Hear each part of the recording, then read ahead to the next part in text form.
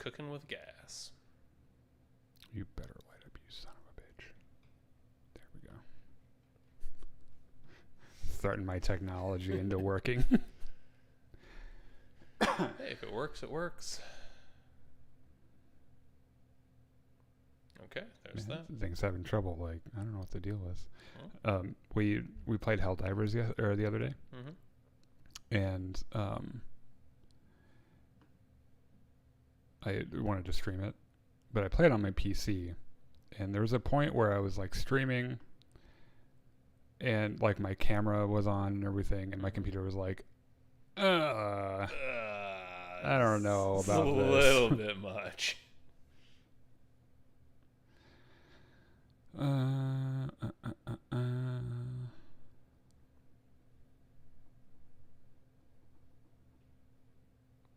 Just gotta share the thing in the places.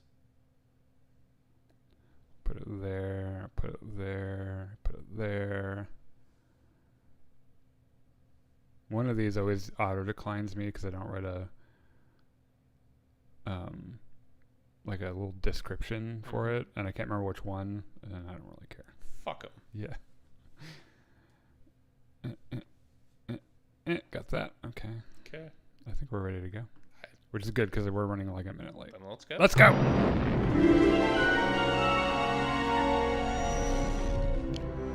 Welcome back to Jedi Enclave. I am Daniel. I'm Chris. And we are the hosts of your weekly Jedi Enclave Presenting. Now, this is Podcasting Podcast, a podcast where we talk about Star Wars and other nerd-adjacent things that we like. And happens most weeks. And most of the time happens in my basement. Yeah. Which today is happening, yeah. but has not happened in quite a while. In fact, I suspect that after tonight, our schedule is going to change quite a bit. Okay. Because you've got work stuff, and I think the only reason we're doing Wednesdays in the first place is because Shows. like there's a show coming out. Yeah, it was convenient for that. And we don't have any of those happening for well, I guess Rings of Power, but what day does that even come out? I don't no clue. I have not been paying attention. I'm gonna look it up. You know who's really excited about Rings of Power? Who's that? Our friend Sean. Oh yeah. Yeah, he is the Tolkien nerd, isn't He is, yeah. And the thing is that he's like really into it and isn't offended by it. It's a little weird. Yeah, which I'm not, because I don't like. I'm not like invested in it. Like, I think everyone knows the story of Lord of the Rings. They know the Lord of the Rings. They don't necessarily know the story of Rings of Power, which is almost but not quite the Silmarillion, which is a really boring book that nobody has read. Yeah. I'm kidding. Lots of people have read it and feel passionately about it, but it's still a very boring book. I don't think that a lot of people have read it. I think that a lot of super nerds, like Lord of the Rings super nerds, like it quite a bit. So that's happening on a Thursday, which means if we switch to like Friday or Saturday, that would be perfect. Yeah. So there we go. We'll let you know. Anyway, this is our weekly podcast, and we're glad to be back in our ordinary spot, doing our ordinary thing. And before we get started, actually, okay, so we're pivoting back to a little bit of Star Wars stuff. Yep. However, we must do the House of the Dragon season finale, which happened Sunday night. And I've got a lot to say about it, and it's going to take a while. Imagine you do. So brace yourself for that. We've had a chance to live with Star Wars: The Acolyte for a couple of weeks. So we're going to do a little post-mortem, and since there was a new show that came out, we're going to re-rank our favorite live action Star Wars live actions. And then after that will be the House of the Dragon thing. And then there's even some news. A little bit, just a little bit, tiny bit of news. Just yeah. a touch. We're gonna ease you into the news. Like, our life has been consumed the last several weeks, the last 2 months, because all of these things that we loved were happening all at the same time. It was like House of the Dragon and Star Wars, and The Boys was happening there for a while. And there was a Marvel movie in there somewhere. Oh yeah, right. Oh, speaking of which, I think next week we're seeing Alien Romulus, and we'll do like a spoiler episode for that as well, or at least we'll talk about it at some point. What? You're not excited about it. You know I don't like Aliens. Well, you haven't seen it. I don't really like the concept of evil alien monster in space wants to insert its babies into your chest so that they can burst out in violent, gory fashion. Doesn't really appeal to me. Okay, so to be fair, I think you have an idea of Aliens as this really like gory horror thing, and it's not. Are there or are there not aliens that burst out of people's chests? In the first movie, yeah. I don't think that even happens in the second movie. I saw enough of a trailer of this new one to know that yeah, there's probably going to be like one uncomfortable moment.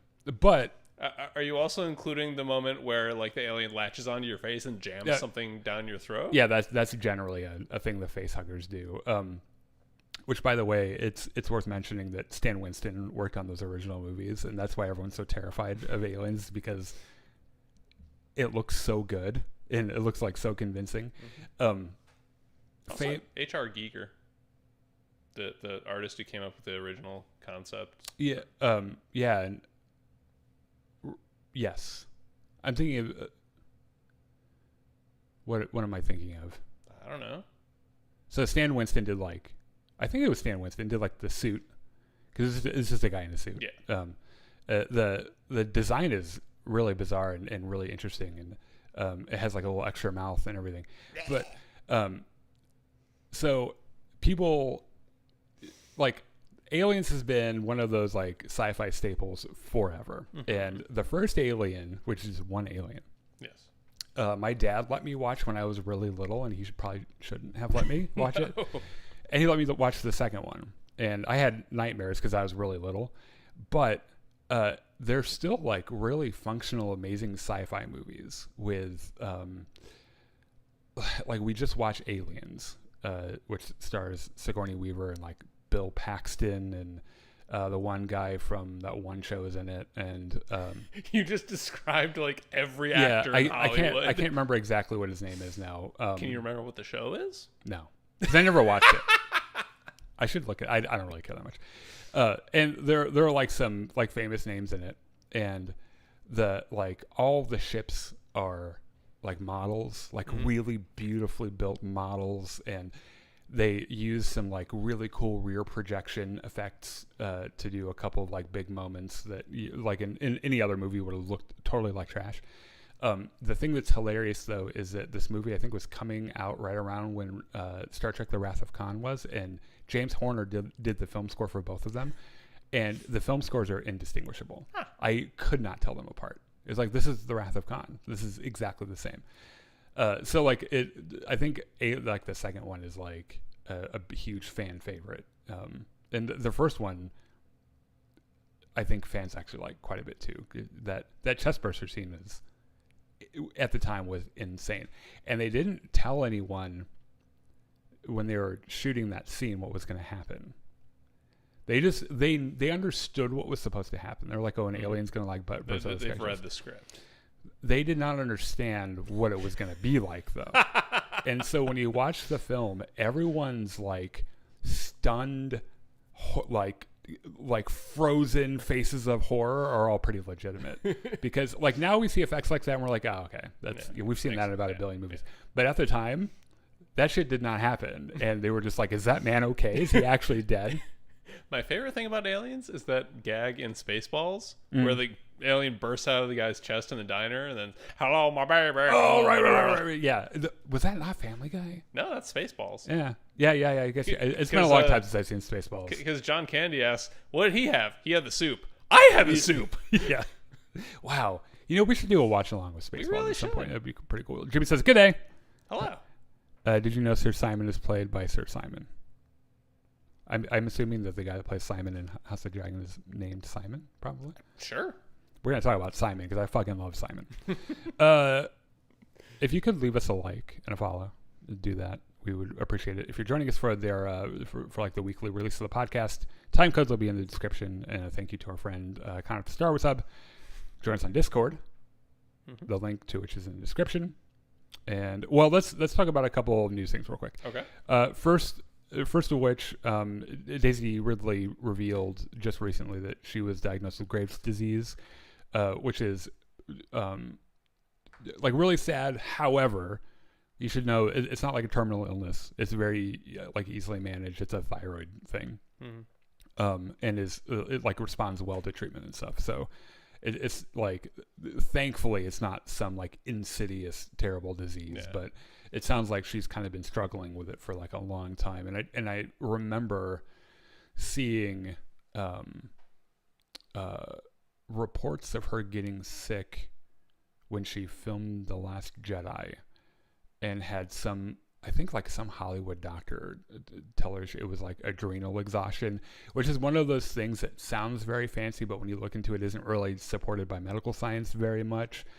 But like, it is that kind of problem though. Like her thyroid is like, I think in most cases it like, when it's not treated, it always turns into like hypothyroidism, and there are treatments for it and stuff. So we're wishing her well, and really looking forward to the Star Wars stuff that she's gonna be doing soon. I don't think we'll know anything about it for a long time, but probably not. But I do hope she gets the treatment she needs and is able to. Oh, she's got that Star Wars money. Yeah. You know she's getting the treatment she needs. If nothing else, like the fact that she's involved with a current ongoing Star Wars project, like Kathleen Kennedy herself would pay for her writing the checks. Yep. So D23 is this week. Coming up in a couple of days. A big deal. Where it pertains to Star Wars, I have a couple of general predictions. First of all, I don't think we're going to hear much of anything other than like when filming is supposed to start on the different films.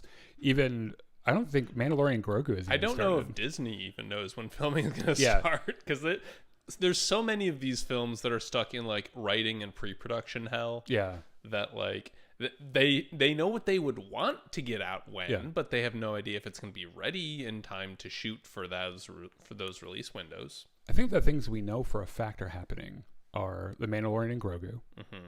And I think that's already written and ready to go. I can't remember if they started filming on it or not. James Mangold's like new like early Jedi movie is supposed to be like a sure thing, and Rey's like post sequel trilogy stuff is like happening too. The rest of it, who the fuck knows? I don't think we're gonna hear much of anything about that. However, I do think we're gonna get a trailer for Skeleton Crew, which would make sense because that's coming out pretty soon. Yeah, like end of this year.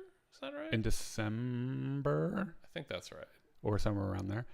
And I think we'll probably see an Andor season 2 trailer, maybe, or like a trailer, like a teaser, because that's like next up after Skeleton Crew. Yeah. So that'll be exciting. And I don't know, maybe they'll have some other crazy shit they're going to talk about. Maybe Taika Waititi finally finished his script. I don't think. I think it's entirely possible that he was never hired to write a Star Wars movie, and he just started saying he was working on one, and Disney was like, "What the fuck is he talking about?" We'll just play along because it keeps us in the press. Right. Yeah. So sure. There's brief footage for The Last of Us season 2, which is coming up actually pretty soon. For those of you who don't know how the games pan out, it's going to be one of those, like, it starts off with a bang, and it's going to be one of those things. I am utterly terrified of this show's season 2 because, like, I haven't played the second game, but I've heard a little bit about it, and from what I understand, the primary villain is trans. And there is like no she's not. No, one of the characters, one of the side characters is trans. Okay. Yeah. No, the primary villain is not trans. Okay. But there is a notable, very visible character who's trans. Okay. That I don't think they can write out of this. They're really important. Yeah. So which makes I'm less worried now, but still worried because like there are very few good ways to handle this. I feel like. I think it depends on what property you're getting into. Like, for example, like, that if you have a trans person in media, like the usual suspects are going to bitch and moan about it, yes. Right? And what do you do about that? Nothing. Because like, what the fuck can you do? It's like whatever. But I feel like some fandoms just don't care about it as much. For example, in the season finale of House of the Dragon, there was a trans actor that played a part that people were more or less like, that kind of makes sense actually, given where that character is from. Like, because weird shit happens in Essos. So we'll get to that.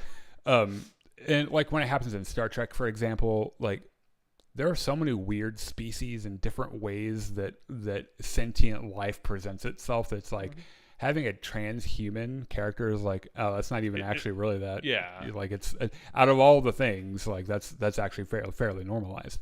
And I feel like the mainstream Star Trek crowd understands what the original message of Star Trek was. And so they're not going to get into shit like that. So you always worry about the actor that they're going to cast for it too. I hope they cast a trans. Yeah. I imagine they would. Which, by the way, the trans actor that was in House of the Dragon was in The Acolyte. Made a cameo in The Acolyte. I had incorrectly said during The Acolyte that Leslie Headland's wife, whatever her name, I can't remember what her name is. Played Vernestra Rowe. Right, is not trans. It's just a lesbian. I think I got some things mixed up. Anyway, so you're probably right. It's like there will be gross people that just say stupid things, and hopefully they like the company handles it well. I think at this point they know better not to, which is good. There was also like, I don't know, 3 or 4 shots, like, I don't know, 4 seconds worth of footage of Night of the Seven Kingdoms, which is the Game of Thrones spinoff that's happening between the show that just finished and the 3rd season of House of the Dragon. And after we talk about what happens in the season finale, they introduce a character that's returning from Game of Thrones proper, that is an important character during this time period of Night of the Seven Kingdoms as well. Okay. So it's like, we'll just see. I know nothing about the story. I know that it's generally around another war-ish thing called the Blackfire Rebellion. Okay. I think it's still like 50 years before Game of Thrones or something. So the guy, the knight, in the titular Knight of the Seven Kingdoms, a couple shots of him doing knight stuff. He's got a helmet on and has a sword, and he's like, I'm a knight. So okay, I watched the shit out of that too. I'll be excited for it. All right, let's talk about Star Wars for a little bit. Okay. As I mentioned, I generally like to live with a Star Wars show for a couple of weeks before I kind of like pass final judgment. And it's because I generally have the tendency to be very dazzled in the moment by what's happening. And a really good example of this is Obi-Wan. Yes. Where like when it was happening, I was like, oh, fuck yeah, like this is so amazing. And don't get me wrong, I actually still like most of it. But when you go back and you watch and you're like, oh, I was blind to a lot of things. There are some flaws. Yeah. So I figured we'll go back. We'll do a quick post-mortem of Star Wars: The Acolyte. Okay. And I have a new list of all of my live-action Star Wars, sorted from my favorite to my least favorite. Okay. And we'll talk about that a little bit too. Can I start with Acolyte? Yeah. So just my thoughts in no particular order. This show was really misadvertised and mismarketed. All the interviews and things before release were saying it's this big murder mystery, and there's going to be so many things that you're going to question and need to. And really, there wasn't a murder mystery at all. Like, we saw the first murder happen. We knew exactly who did it. Most of the mysteries were unraveled either within the same episode or like within the next episode. Yeah. And there are still some ongoing questions because this is a show that was planned for multiple seasons. Yeah. But like it wasn't really as mysterious as it was advertised. Yeah. Well, on my cons, I did a pros and cons list. I think one of my problems is that the mystery stuff that we got is unfocused. Famously, when the show was coming out, Leslie Headland made a comment about how they wanted to make their mysteries solvable, because people in general, the human race in general, is stupid. Like, there's no other way to get around it. People are just generally stupid. I'm so sorry. You're not sorry. I'm not. And so, like, they were like, oh, we have to make it easy for people to connect. And it's like, maybe you shouldn't have made it that easy. Yeah. Maybe just a little bit harder would have been nice. But let me start with some things I loved about it. Can I throw in one thing I really liked? All the fight choreography was first on my list. Fantastic. Yeah. Every single fight it felt kinetic and visceral, and even when they used the Force, which in the studio would just be them like waving their hands around and pretending things were happening, it all felt impactful. Yeah. I liked the mix of the Force and like fucking Force Fu too. Yeah. Like that shit was pretty cool. I like a little bit of Crouching Tiger, Hidden Dragon in my Star Wars as it turns out, because like that could get kind of cheesy, but in Star Wars it really works because it's like there is a secret power that Jedi can use to make shit float. Like they can do that. So like it makes sense that they can do shit like that. Also, one of my absolute favorite shots was May and what's her name? Osha. In their little hand-to-hand fight in the last episode, when all of a sudden they just start doing the same moves at the same time. Yep. It's a little reminiscent of Obi-Wan and Anakin from Episode 3 in their duel, where they're like doing all the same spinny tricks. Yep. I think my favorite shot fight-wise might be that moment where Kamir throws his lightsabers at Saul, and he just lets him sail, and he takes the time because he's so fucking extra. He brushes his hair out of his face and then puts his lightsaber away, and then is like, "Oh, watch this," and then like does like a shockwave and like just knocks Kamir the fuck over, and then he takes his lightsaber back out and he's like, "Okay, now we can resume our duel, sir." Also, Kamir's Jedi kebab. Oh yeah, that's pretty good. Yep, yeah. So one of the things on my pros list is the fact that the character deaths were permanent. Yes. And they were visceral. And there was they fucking killed like half the named characters in one episode. Yes. And they weren't very precious about it. Like in the next episode, they have a fucking close up of Jackie's dead face. Yes. And it's like, oh God. Like you didn't have to rub it in our faces. Body's not even cold. Yeah, dude. it's like that hurt to watch in the first place. So I'm glad that they're like, oh, one of them crawled away and they were okay. Like, no, they're all fucking dead. No. Yeah. So like Yord fucking got his neck snapped. Yeah. Jackie got stabbed 3 times through the chest. Yeah. Like they're fucking dead. Yes. And I appreciated that they did that. And I wish there was some more of that shit in Star Wars because this business of, oh, they're dead. Oh, not really. Is like, oh, for fuck's sake, just stop doing that. That entire half of the episode where Kamir is just killing everything. The only thing that comes close in other Star Wars is Darth Vader in Rogue One. Yeah, that's true. That's pretty fucking vile. Yeah. like you feel bad for the rebels because of the good guys, but you know you're on Vader's side. Yeah. You're like, fucking kill all of them, dude. I guess the last big thing I really liked is that this was a view at a time in the Republic that we haven't really seen. So like seeing all the Jedi in their fancy robes, different era. Yeah, different robes depending whether you're based on Coruscant or somewhere else, or if you're on a mission you got the brown yellowish robes, and then if you're at the temple you got like the nice white shit on. And fucking Yord being so extra, just flaring out his cape. He's like, I just ironed this motherfucker, I cannot sit on it. I enjoyed the fact that there was a neutral story that didn't necessarily paint the Jedi as infallible, perfect good guys. Which I think, I don't know how this came as a huge surprise to everyone, where like, oh, they're trying to make the Jedi bad guys. It's like, I don't think anyone's saying that they're bad guys, like the Sith are bad guys. But guys, we've known for a long time that they're not good guys. They're not great guys anyway. Like they do questionably weird shit.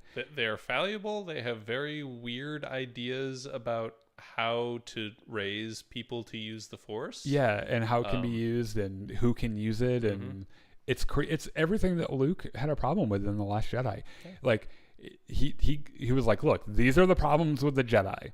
This is why this is a bad religion. We should stop doing it. I've got to be the last one. I'm going to be the last fucking Jedi, and then you go do something else. Be more cool about it and call it something else. And yet somehow he's shocked when Ghost Yoda shows up and burns down the tree library.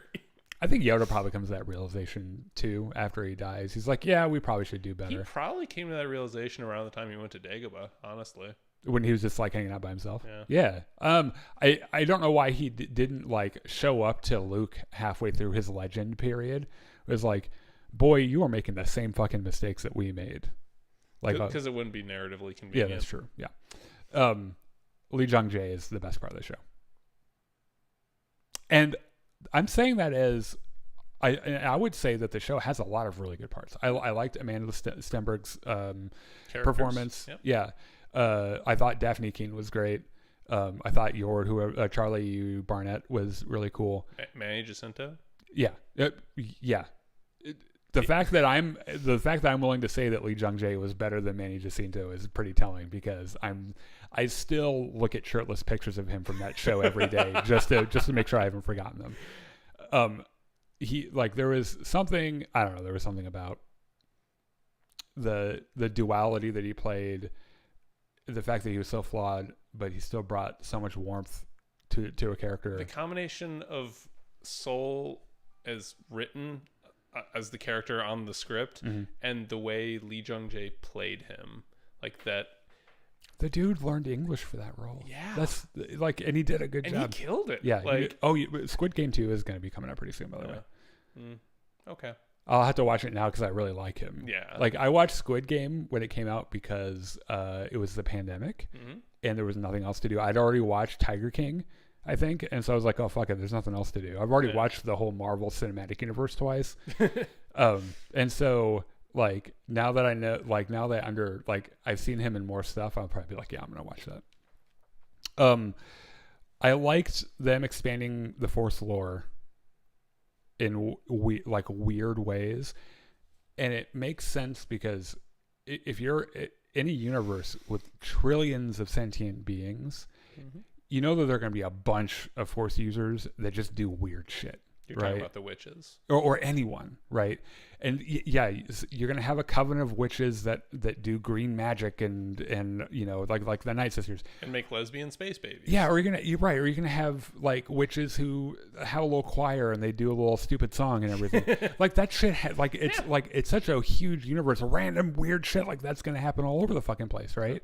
And I liked that, and I also liked that they're fleshing out. One of the criticisms that I saw, usually from bad faith actors, was that Anakin's whole deal was somehow lessened because Osha and May were created with the Force or whatever. And it's like, that, like, no one showed up and was like, oh, Anakin's not the chosen one, they are. Because that's like in their head what they thought happened. And it's like, that's not what happened. No. Like, you understand that Plagueis had to have learned, or someone had to have learned how to do this from somewhere. So it probably happened somewhere in the universe at some point, right? So I don't think it even really had that much of an effect on the whole Anakin legend, except for, oh, this is a weird thing that you can do with the Force. Like, this is shit that's possible. Speaking of the witches and their chorus, the music in this show, that's on my list too. Really, really good. Yeah, I like the music a whole bunch. And then this hint at like this more sinister thing happening that no one that survives, because most of them are dead. Yes. No one that survives, which is basically just Vernestra, I guess, and fucking Osha and May, and Osha is like, or May is like, May doesn't remember anything. Is cognitively an 8-year-old. Yeah. No one has the complete picture. Kamir doesn't have the complete picture, right? But somebody does, and it's probably Plagueis. Yeah. And that's the one thing going forward when they make another season, because I think they will, that they're gonna like delve into. They're gonna look at the shit that people universally were like, oh, that was pretty cool, and be like, oh, we'll do more of that. Though I know from interviews that like there's a bunch of shit that they're like, oh yeah, we've got a bunch of shit ready to go. Just like the fact that there's the virgins that they were talking about on Brendock. We knew in the show it wasn't the girls, that it was something there in that location. Yeah. And Leslie Headland's like, you don't wonder what that fucking thing is, because we know what it is. It's like, yeah, actually, I would like to learn more about that. The episode length and organization of the episodes was a problem for me, a huge problem. Not the conceptual foundation of the episodes. Those were fucking great. The fact that there was like a Matrix fucking episode, they did a Predator episode, there was a fucking Rashomon. Yeah, like that. Like they had a bunch of clear inspiration for how they wanted to like do the filmmaking of it, and they wore it on their sleeves. Yeah. And it was like that works well in Star Wars. Yeah. When you do a gunslinger Star Wars, that's fucking cool, right? Because Star Wars wasn't necessarily its own genre when it came out anyway. It was a space opera, and they'd done space operas before. So like it makes sense that you can do different kind of cinematic styles within Star Wars and have it like how Rogue One is it's a fucking World War II movie, pretty much, and that works really well.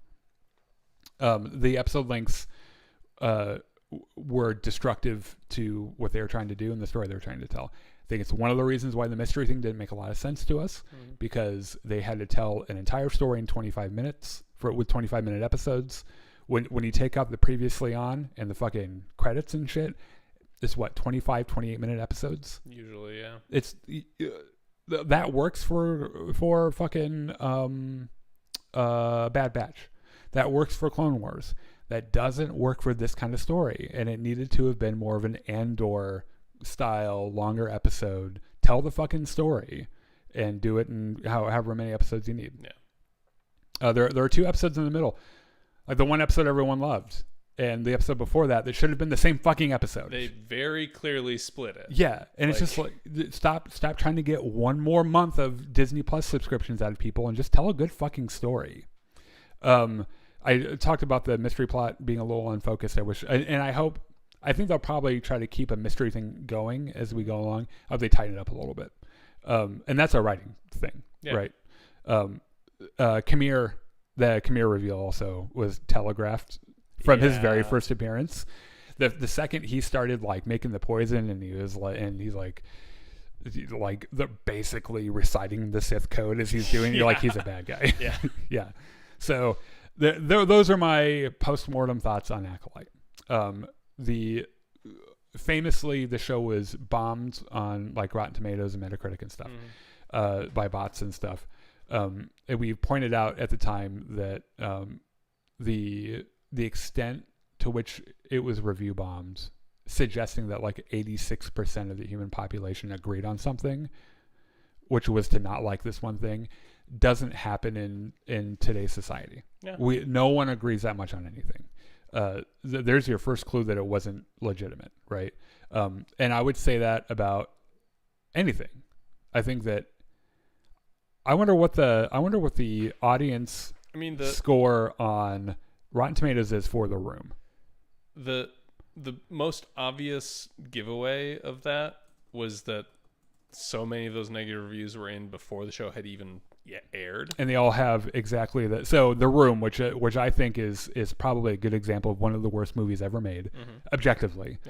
47% on Rotten Tomatoes audience score, right? The Room, I feel like, is a little bit different because there is a population of people who like it ironically. They like it because it is bad, right? And they're entertained by that. Yeah, but that's what I'm saying.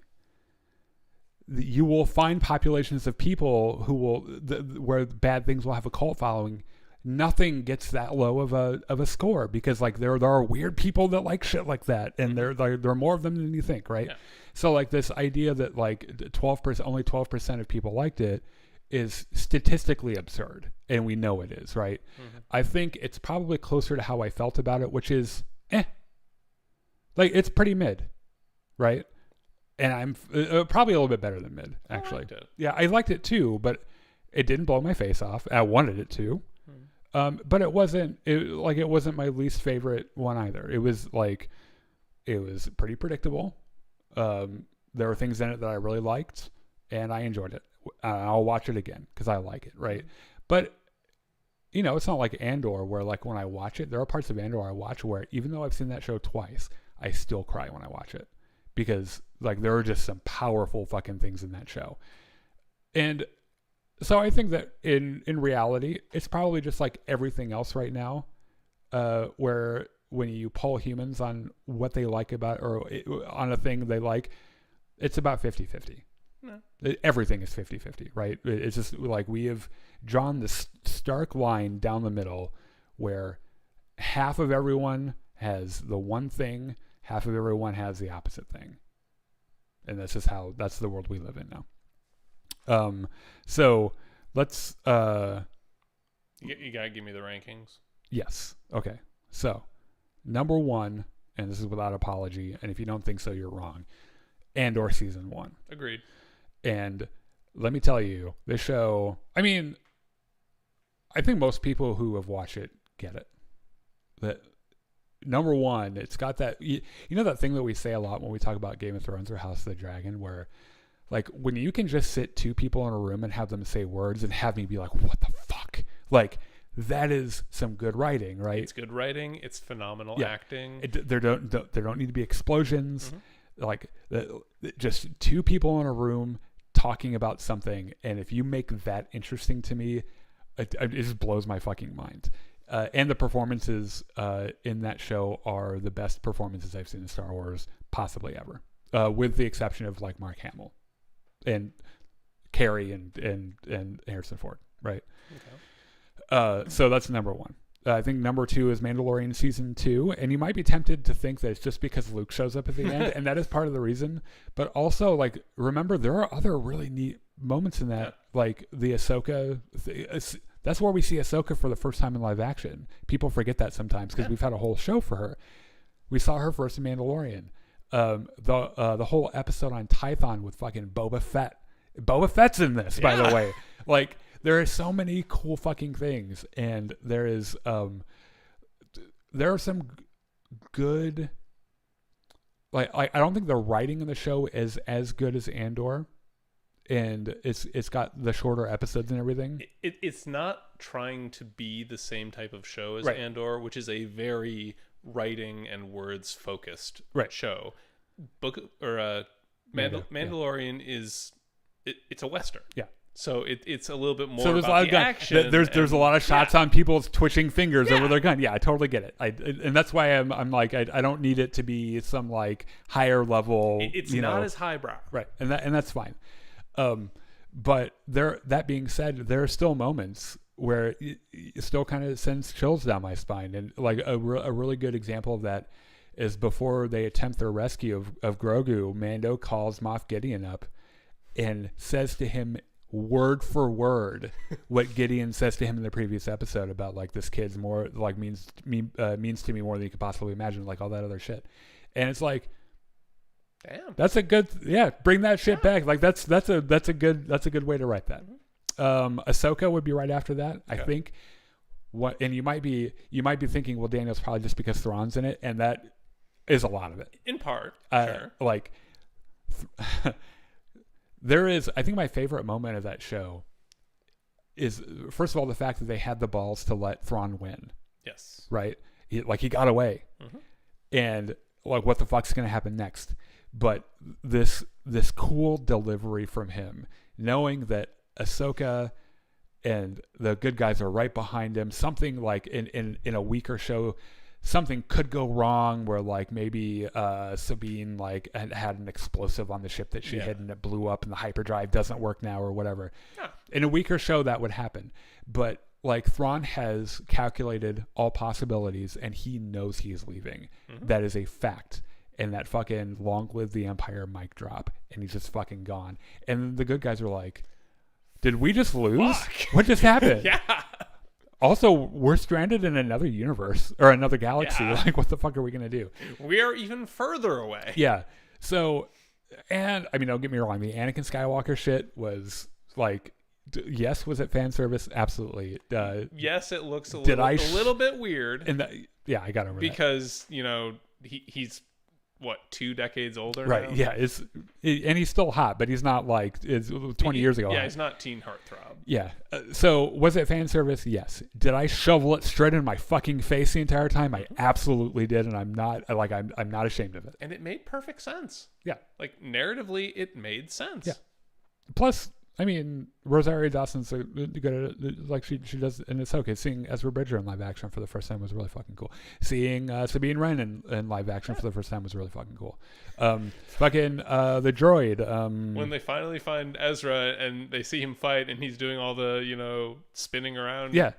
I'm not hitting you. I'm not hitting you. I'm not touching you. The weird Night Sister bullshit with the stormtroopers and the Dance Macabre knockoff music and shit. Like, it was zany and weird, but I really liked it. Anyway, that's up to good show. Mando season 1 would be right after that. Okay, and it's mostly because like first live action Star Wars show ever, and for a first offering in the genre, they knocked it out of the park. You remember how everyone lost their fucking minds the instant we saw Baby Yoda? Yes, and it was in the first episode. Yeah.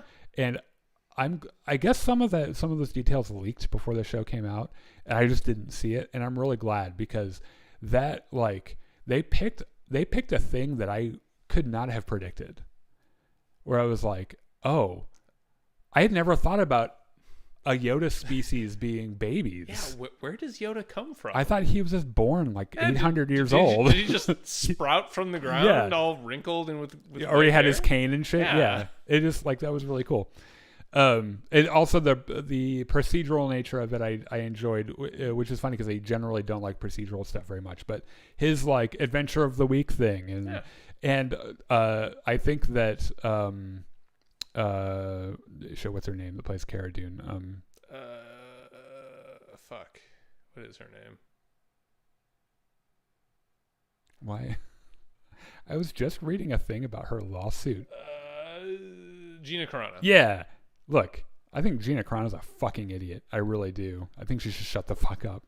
But she did a good job in that show. Mm-hmm. She played a good character. Yeah. And I think that having, like, Pedro Pascal as, like, his entry into Star Wars being the main character was really fucking cool. And this tangible, loving relationship he immediately forms with this fucking baby on day one. It's like, that's really compelling shit. I really like that. After that, I would put The Acolyte, which we just talked about all the shit we liked about it. After that would be Obi-Wan Kenobi. Okay. And there will be quite a bit of space between the two of them. I wouldn't equate the two of them. I think The Acolyte is significantly better made, and because it wasn't in the pandemic and it wasn't entirely in the volume. That's the thing, is I give Obi-Wan a pretty big pass, because I think it was made about as well as it could have been with what was happening globally, right? We just rewatched this a few weeks ago. My partner John was like, "Oh, I've only seen the show once. I want to watch it again." And there are moments in that show that really work. And if it wasn't Ewan McGregor, it might not work at all.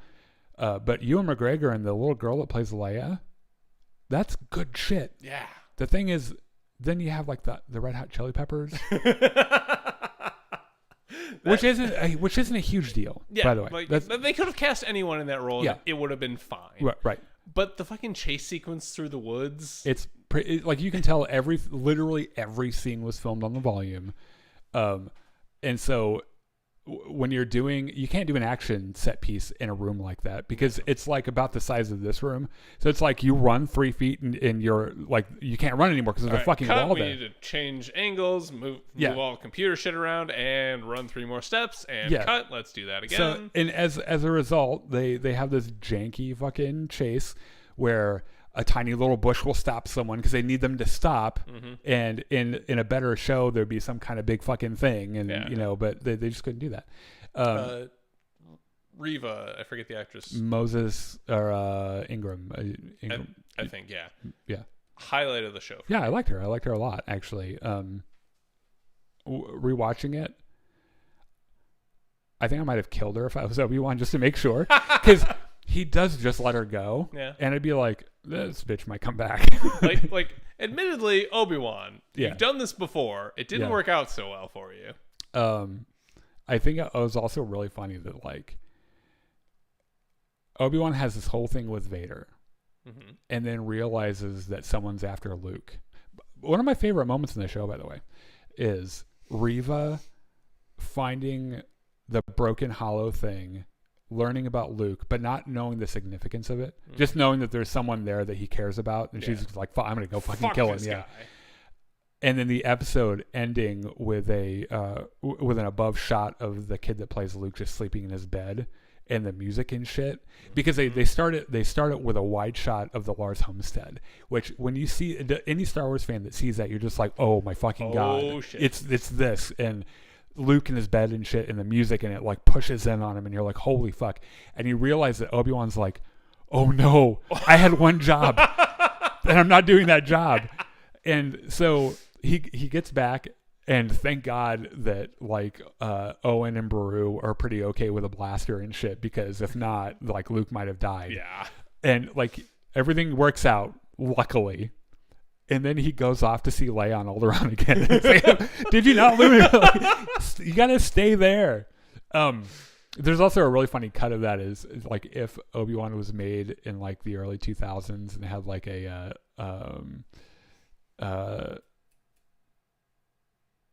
some band that was famous back then. I can't remember. I'll show it to you later.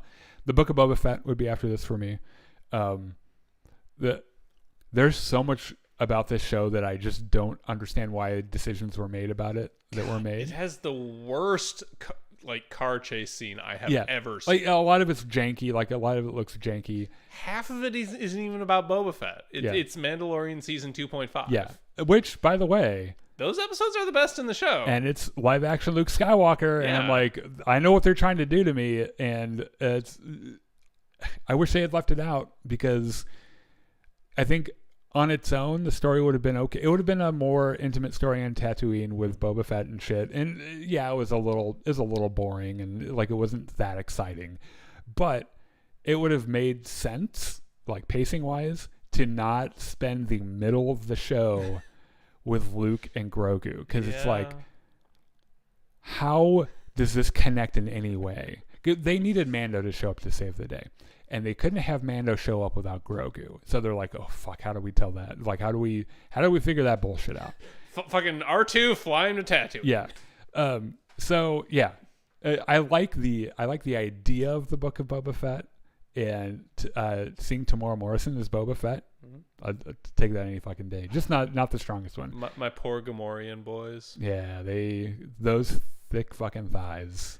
Moment of silence for the Gamorreans. I don't even know if Gamorreans have gender like that, but I swear to fucking God, those sexiest thighs I've ever seen. They do get their asses pushed right off that cliff, don't they? Last on the list, Mandalorian season 3. Really? Yes, which I thought was an absolute mess, despite Christopher Lloyd, Jack Black, like all these people I love, and like, you know what? These would be weird random people on Star Wars somewhere with their fucking Jack Black and his fucking hat and everything. Like, you know, on some weird planet somewhere, there's a Jack Black who's like, my last name is Bombardier. Fuck you. Like, that makes sense, right? Yeah. It just, none of the main story interested me at all. Okay. And I liked seeing Bo-Katan even. Yeah. And it's just like, oh, are we still bitching about the Darksaber? And I realized that we just started that as a problem at the end of season 2, but it's like, I'm already over this. Like, can we bellyache any more about the fucking Darksaber? And just the whole, and it's also, I think, was also a pandemic problem show too. Where a lot of it was kind of like it looked real weird and fuzzy and everything. So there you go. Real quick before we move on, before we even take our break, Kim Possible says, hey, I'm actually a relative of the actress playing Missaria. That's actually really neat. And I've been exposing you to a show called Devs that she's in, that I didn't even realize she was in. I forgot that they were the same. She doesn't have the weird fake French accent. Yeah. She kind of dialed that back for this season, didn't she? Yeah. Real quick, you guys probably won't even know that much of a difference. In fact, I have a cute little picture for you to look at of Salacious Crumb. So we'll be right back. Yeah. So, I don't know. Tell me, while I'm doing this, give me your top 5 favorite moments in all of Star Wars from prequel to sequel before I'm done with this. Shit, I only have like a minute, huh? Oh, you have less than that. Picking like 5 is really fucking hard. Okay. I'm not going to, because you put me on the fucking spot, you dickhead.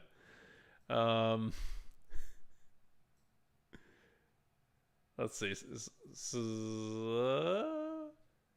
Pick one thing you like about Star Wars. Okay. You're a Star Wars fan, right? The fucking Return of the Jedi, the A-Wing crashing into the Executor. Oh, all right.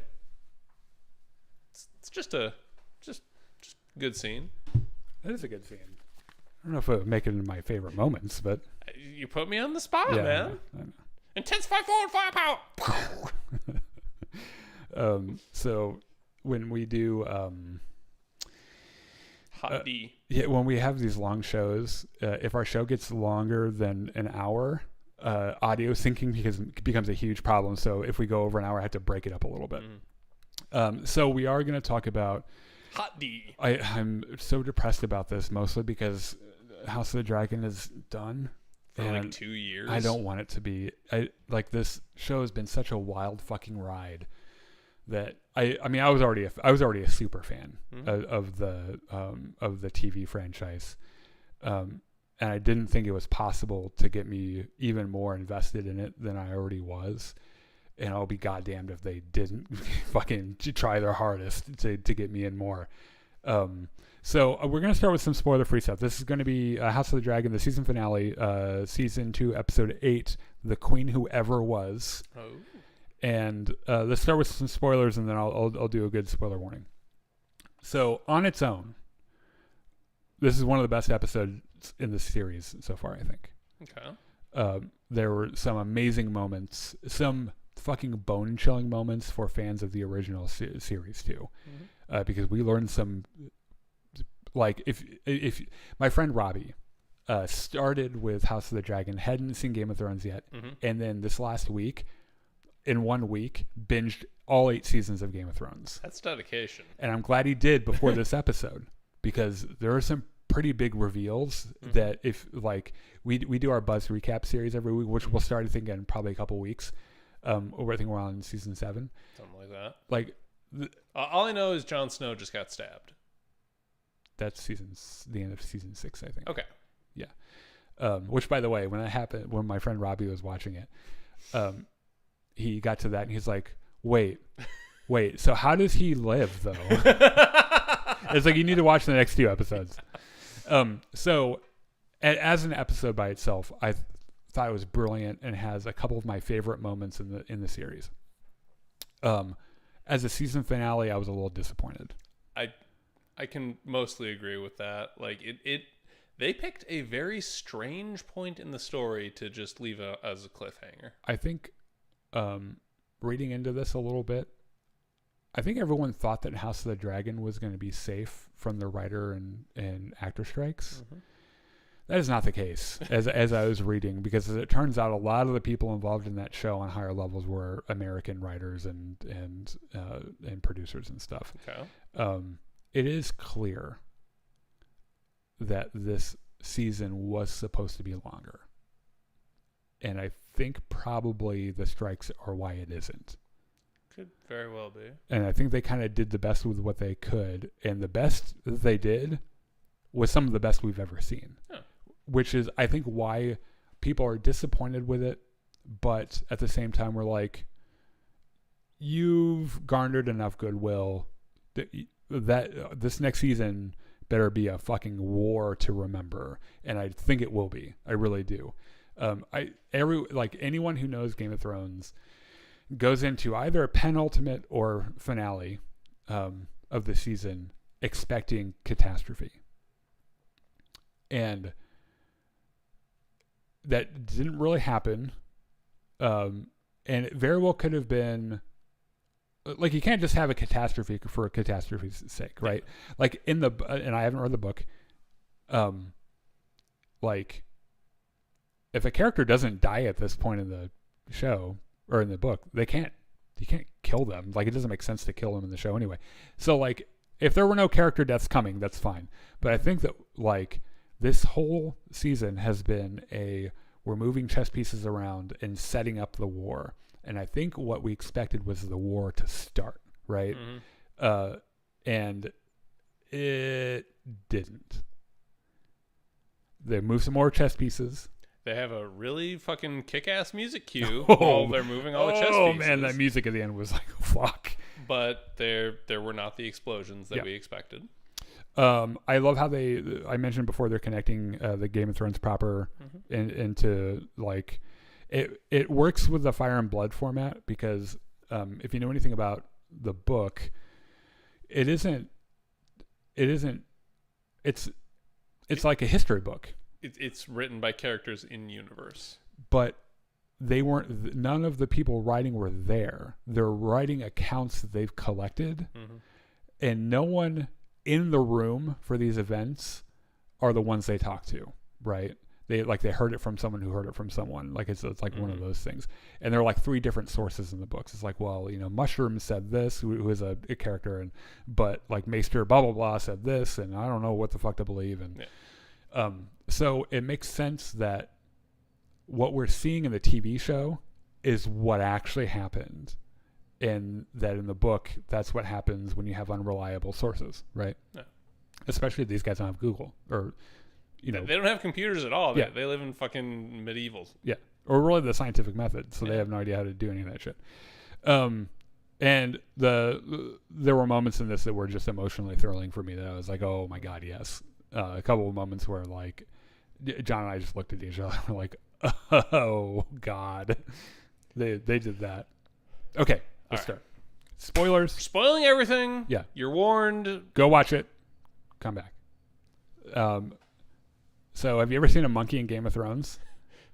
I had not. Well, we see one in this one, which is kind of funny because I don't think we saw lions in Game of Thrones before that one episode with the Lannisters and their fucking lion cages and shit.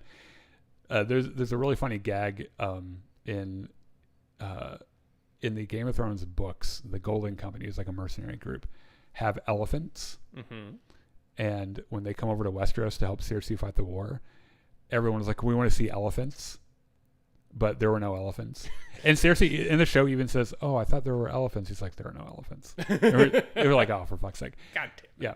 So anyway, we open on a monkey, which is pretty cool. We spend some time in Tyrosh, which is across the Narrow Sea. Essos.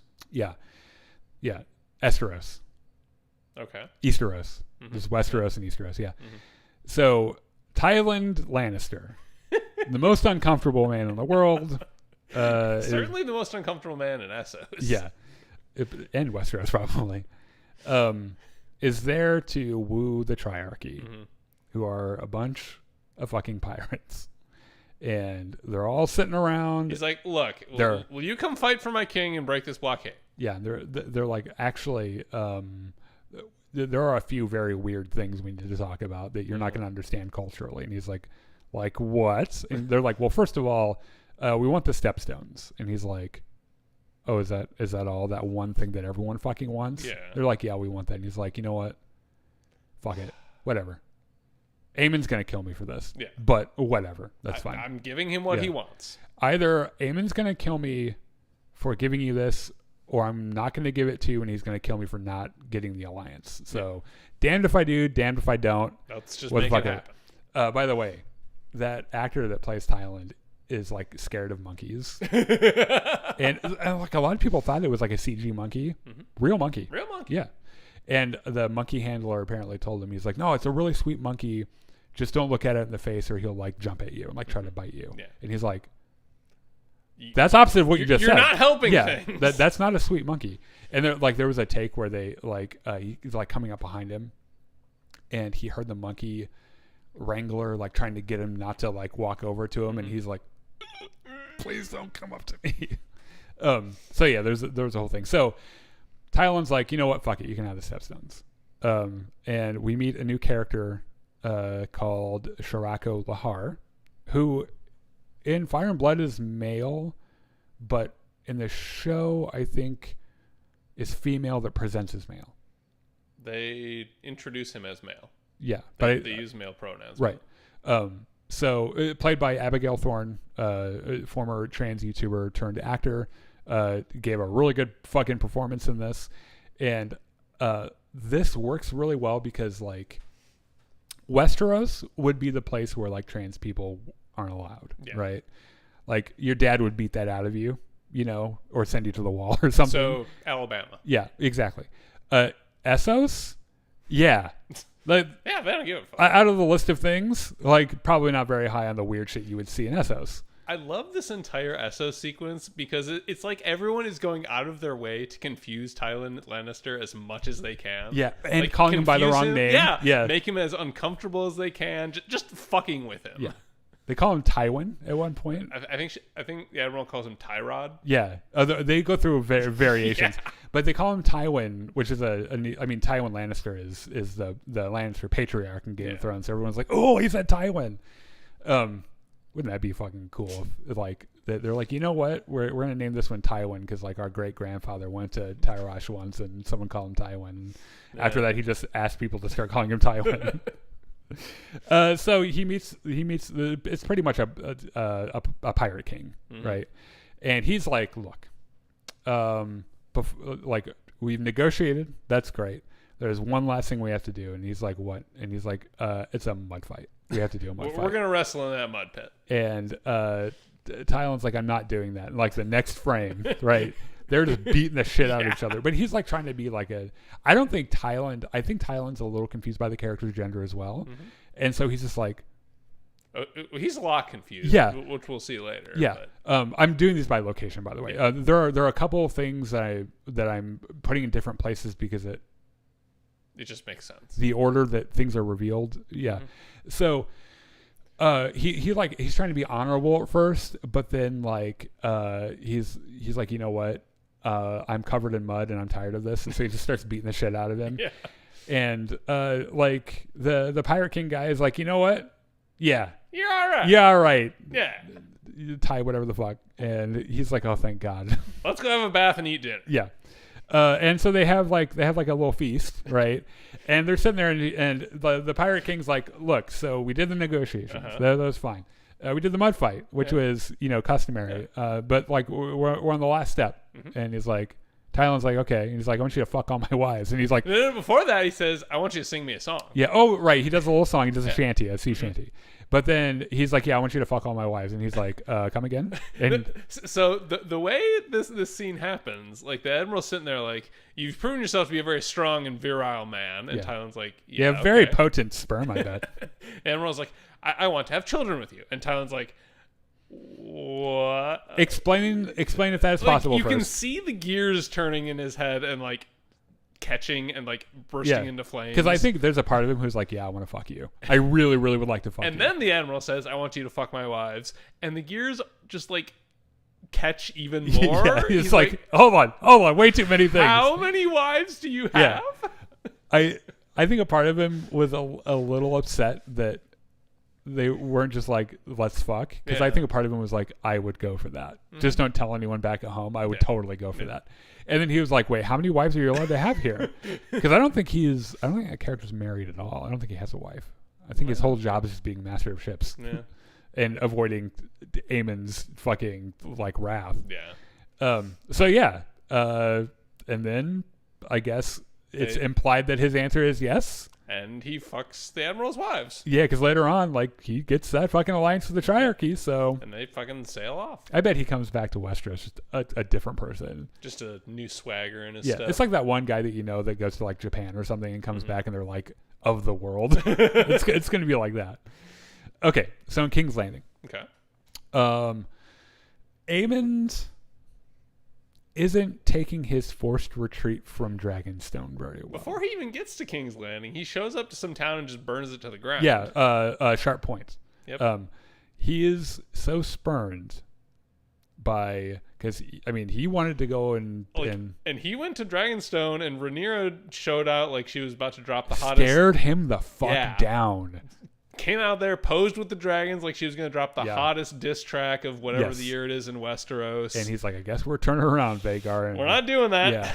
And so he's like, you know what would make me feel really, really good and a lot better about this incinerating some peasants. An entire city. Yeah. So I'm going to do that. And he does. Laris talks to Aegon. And so Aegon isn't having a very good time in general. No. We learned some things about him that I don't think we needed to know about his physical condition. He doesn't have a dick anymore. Yeah, and apparently it's like when you overcook a brat, that's what happened to his dick. Huh. And it's like, boop. This is a huge problem for him because he's a hedonist. Yeah. So like, his whole thing is physical pleasure. I mean, above and beyond that, like, he's also the king with a duty to like procreate and maintain the chain of succession. Well, also, I think we confirmed that Sunfire's dead, his dragon, because he's like, my dick is gone, my dragon is gone, just fucking kill me. Yeah. Right. So I think from what I gather, Sunfire in the books never doesn't die. I think he just can't fly anymore, or something. It's kind of sad. Yeah, but like ends up surviving, and dying at some later date, I think. But I guess in the show, Sunfire's dead, which is really sad because poor dragons. So Laris is like, we need to leave right now. We are leaving. I'm going to explain to you the situation we're in, since you're like awake. Yeah. We started this whole thing with us having the biggest dragon the world's seen since Balerion the Black Dread. And then we had Sunfire, and we have Dreamfire, Helena's dragon. And that was a good footing for us, right? Plus we had like all the armies. Right. We were doing pretty well for ourselves. You flew your drunk ass to Rook's Rest, so Sunfire isn't in the picture anymore. And Rhaenyra has like 10 dragons. So I don't want to alarm you. Yeah, and they can fly, which means they can fly their ass over here right now and torch the entire fucking city. And I can tell you it would probably only take one dragon. I don't know how I know that, but it would take one dragon to destroy this entire city. May or may not happen in 170 years. Yeah. But we need to leave, because if that doesn't happen, if they don't come here and just burn everything, your psycho cunt brother is going to kill you. So let's leave. Yes. And Aegon's still like, or you could just fucking kill me. Yeah. And he's like, look, I'm gonna run some nicknames past you. See, Aegon the Cool, Aegon the guy everyone wants to drink with, fucking. And Aegon's like, Aegon's the realm's delight, and he's like, fuck it, yeah, sure, great, yeah, whatever you want, man. Sounds good. Which is funny because that's Rhaenyra. Like Rhaenyra's nickname was always the realm's delight. And you see, like, he's like, yeah, fucking sure. And Aegon has a little smile and he has a little thought to himself, where he's like, maybe people will start loving me again. Yeah. And you cut away. So Aemond comes home and he goes and sees Helena in her room, where because Helena's like the only kid that Alicent loves. Alicent's there with her too. Yeah. And Aemond's like, okay, I'm conscripting into the war. Get on your fucking dragon. Helena, get on the fucking dragon. Yeah. We're gonna go burn people. And she's like, but I don't want to burn people because she's so precious, right? And she's like, I don't think I will. And Alicent, Aemon's like, I was not fucking asking. Yeah. We're going. Yeah. Like, grabs her wrist. Alicent comes unglued because she's like, I love one kid, and it's not you. Yeah. Fuck the fuck off. And Aemond kind of backs off. Like, okay, right, and so he leaves, and then like Helena at some point makes a comment about how like she was happier when she wasn't queen, and Alison's like, I know what you fucking mean. Why don't we get the fuck out? Oh, just leave. And Helena's like, where would I go? Like, you know, what would be the point of that? Which, I mean, Helena, sweetie, you have a dragon. Yeah. You can go anywhere you fucking want. Well, that's the thing, is that Helena knows shit that we don't know. Helena knows shit that no one knows. That's true. So her whole, like, what would be the point? It's because she's seen what happens already. Yeah. Like, she knows her own fate. And so Alicent's like, God, you are so fucking difficult. Fine. And then goes and sees Maester Orwell and is like, I need an Uber somewhere. I can't tell you where. And he's like, okay, this family's so fucking weird, whatever. Yeah. So on Driftmark, Rhaenyra visits Corlys. They have a little chat about their perhaps untrustworthy dragon riders. And she's like, there's this guy named Ulf. I'm not entirely clear whose side he's going to end up on. He's a huge dick. Yeah. Like Hugh Hammer is kind of hard to He read. seems okay. I'll tell you, your kid Adam, I kind of fucking like him. Yeah. He's really polite and It's nice and pretty everything. And Corliss is like, look, right now in this very moment, you could fly your dragons over to King's Landing and end the whole fucking war. We must take, like, we have to capitalize on an advantage right now. I'm gonna get on this fucking boat. She's like, oh, that's a nice boat. Like, it's the Sea Snake, right? Yeah. And you find out that He's like, no, actually. Corliss has renamed his ship to the Queen That Never Was. And that was one of those moments where I was just like, Jesus Christ, man.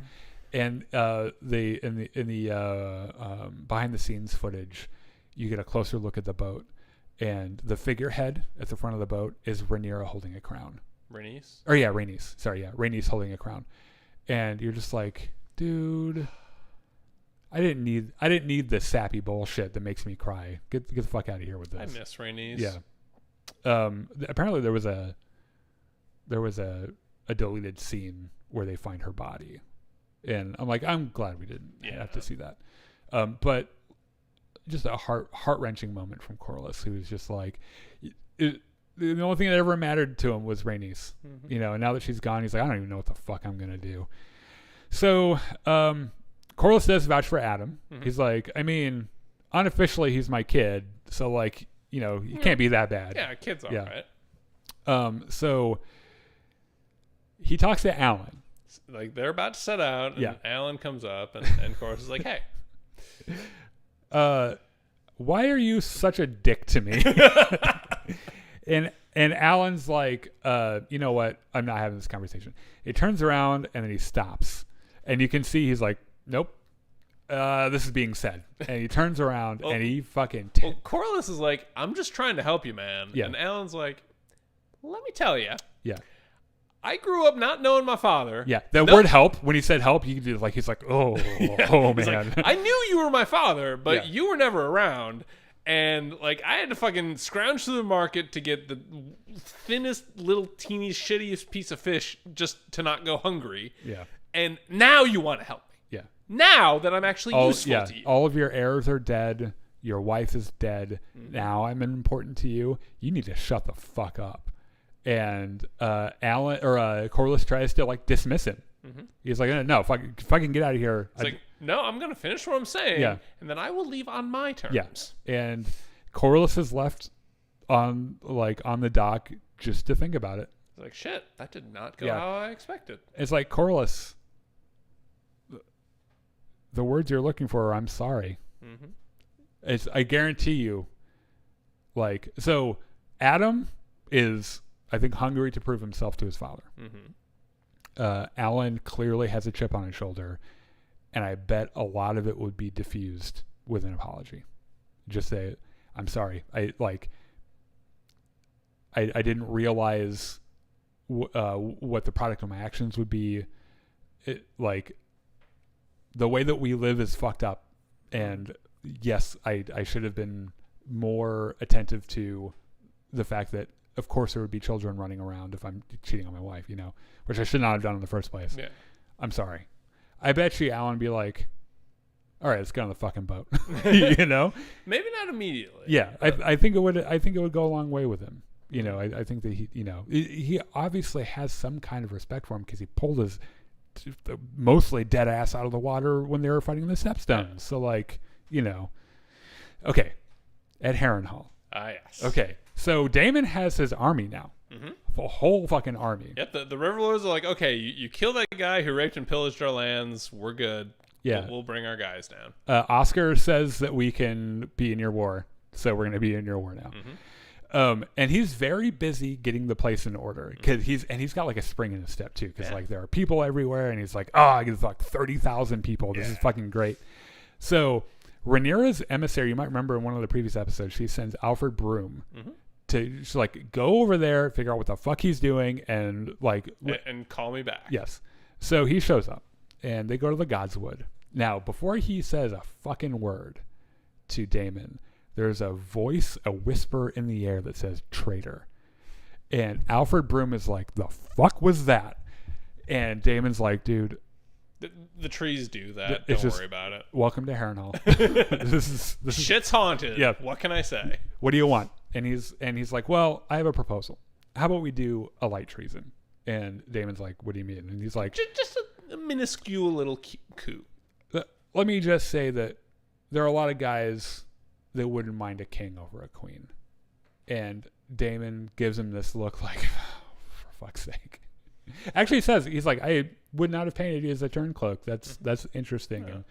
And he doesn't answer him. He just leaves. Yeah. Right? He just turns around and he's like, there's way too many things happening on this fucking island. Please leave me alone. So, okay. From the shadows. In the shadows, Sir Simon Strong, who is just happy there are so many people at his house, right? He's thrilled that he gets to entertain this many guests. Right, and he's like going around shaking everyone's hand, and like he's like, have you met my sons? And do you need any more meat or wine? Right, peas. Yeah. And you can tell, like, before Damon came into his life, it was just him watching his dumbass sons eating. He was so bored. Yeah, and now he gets to make the place nice, and it's like you can tell he's a man that likes having people over, and he's just so happy. He hears this conversation. What is the first thing Sir Simon does when he hears even a hint of fucking treason from anyone? He writes a letter to Rhaenyra immediately, who is like, girl, shit's going down at Harrenhal. There's a problem with Damon. Your husband is not the man you think he is. Fucking get down here. Yeah. Straighten him out. So Damon wakes up, and Alice Rivers is just sitting on his bed holding a fucking candle. She's like weeping. And like, do you ever fucking sleep? The thing that surprised me is that he kind of like wakes up and he's not even surprised that she's there at this point. He's just like, of course she's fucking. This is not even the weirdest thing to happen today, to be honest. Yeah. And he's not even really bothered by some of this shit. And she's like, okay, let's go to the Godswood. And he's like, hey, you want to go touch a magic tree? Of course we're going to the Godswood. And of course it's like 2 a.m. Yeah. So they go to the Godswood. And first of all, I don't know what the fuck. There's this like Guillermo del Toro Pan's Labyrinth antler monster for like 3 seconds. And he clomps behind the tree. And he's got big fucking antlers and he grumbles. And Damon doesn't even really acknowledge it. He's like, there's the fucking antler monster. Yeah. And you're just like, Damon, you've been here for too long. Because I would have seen that and be like, what the fuck is that? Like, we're not talking about anything else. I want to know what the fuck that thing was. Yeah. And he's like, it's Steve the Antler monster. Yes, it's Steve the Antler guy. He's just running around, clomping his fucking cloven hooves around. He just does that. Yeah. So he seems, though, to have accepted this, like, supernatural stuff. Mm-hmm. Coming in, he was like, oh, this is all bullshit. And now he's just like, oh, yeah, it's Steve the Antler guy. Yeah. And Alice is like, well, okay, I think you're ready to know how you kind of fit into all of this. So here, touch this bleeding tree. Yeah, buckle your seatbelt and put your finger in the tree. And he's like, all right. It's not even the weirdest thing I've done today. Yeah, that's fine. And so he does it, and he has an acid trip. He has the trip of the season. And I think this is probably the sequence that everyone's talking about from this week. He finds out how Game of Thrones ends. Yeah. So first we see Brendan Rivers, who is the three-eyed raven. Brendan Rivers is the guy that is alive and doing important things during Night of the Seven Kingdoms, which I was talking about. Mm-hmm. And is the character that ends up being Max von Sydow's three-eyed raven in Game of Thrones. They show him in the fucking weirwood tree sapling that ends up growing into this huge fucking weirwood tree and everything, and he's able to touch it and see different points in history and shit. Which one of the things we see is a White Walker with a bunch of his fucking dead zombie buddies with him. And that alone, I think probably Damon was like, oh, what the fuck is that? Like, Steve the Antler monster, one thing. What the fuck is that? There's another shot of dead dragons everywhere. I didn't recognize any of them. Like, it wasn't, thank God it wasn't like Caraxes or something, because I probably would have died. And then there's like another shot of like just a bunch of dead guys everywhere. There's a shot of Damon sinking into water. I think this is probably this is how he dies kind of a thing. Yeah. In the first season of Game of Thrones, there was this recurring motive of this red comet in the sky that all the superstitious people are like, oh, it's the return of magic to the world. And it just happened to coincide with the birth of Dany's dragons. So we see the comet. We see Dany's petrified dragon eggs. And then we see Daenerys fucking Targaryen from that moment in season 1 where she walks into Khal Drogo's funeral pyre with just, with her fucking eggs. The next morning, naked as fuck because all of her fucking clothes burned off with little baby dragons crawling all over her. And like, of course, they didn't get Emilia Clarke for it, but like, like it's Daenerys, and you're like, you're just like, oh my god, this is the shit I showed up for, right? There is a shot of adult Rhaenyra, which, by the way, I think it's the first time in any of his hallucinations he's seen Rhaenyra as an adult, sitting on the Iron Throne, and looking like she belongs there. And this whole thing ends. Fucking Daemon turns, or he hears a voice, and he turns around and he's looking at Helena, and she's pretty much like, look, now you know the full story, you know your part in it. You're welcome. And it cuts to Helena speaking to him from King's Landing in real time, which is insane. Like, can she do this to anybody? Can she show up to anyone and be like, anyone near a weirwood tree? Anyone who touches the magic LSD tree, I guess. Yeah. And she's just kind of talking into the wind. And Aemon shows up and he tries to convince her again. Like, hey, you want to jump on your dragon? Go burn some peasants? Have you reconsidered the burning people thing? And she's like, no, I have not reconsidered the burning people thing. She's like, if I say no, are you going to burn me like you burned Aegon? And he's like, that's propaganda. That's a lie. You can't prove that happened. Yeah. That's a lie. And she's like, it's not a lie. I fucking saw you do it. And he's like, how? But anyway, no, it's a lie. And he threatens to kill her. And she's like, it wouldn't really change anything. You're still going to fucking die. And he's like, oh, okay, this is... Jesus, Helena is so weird. God, you are my least favorite sibling. Yeah. And my other sibling is Aegon. Yeah. This whole thing with Helena is just like, it blew my mind a little bit that she, like, there's a big fan criticism in Game of Thrones that when Bran becomes the Three-Eyed Raven, spoilers because we haven't got there yet in our buzz recaps, he turns into a Dr. Manhattan style like automaton where he doesn't have any emotions or anything. And this whole thing with Helena is like, I bet if they had made Bran like that, where like he was still a human being, he just had this part of him that was just like otherworldly and stuff, I think that would have been a lot better. Like I think that would have been cooler. So we talked about Simon spying on Broom, immediately sends a letter to Rhaenyra. Rhaenyra gets the letter. Rhaenyra's having dinner with her dragon riders. Yeah. Well, we're going to come back to the dinner. So she, well, actually, we can talk about the dinner. Well, so first of all, she has somewhere in here she has like a conversation with Massaria, and to my surprise, because like she takes Corlys's advice and she's like, we're going to go attack Lannisport and Old Town, which is going to result in the deaths of a lot of innocent people, not just army, like innocent people. Yeah. And to my surprise, Massaria supports this. And I was a little weirded out by that because Massaria is usually like, she advocates for the small folk, right? But she was like, it's got to be done. We got to end the war. This is how we do it.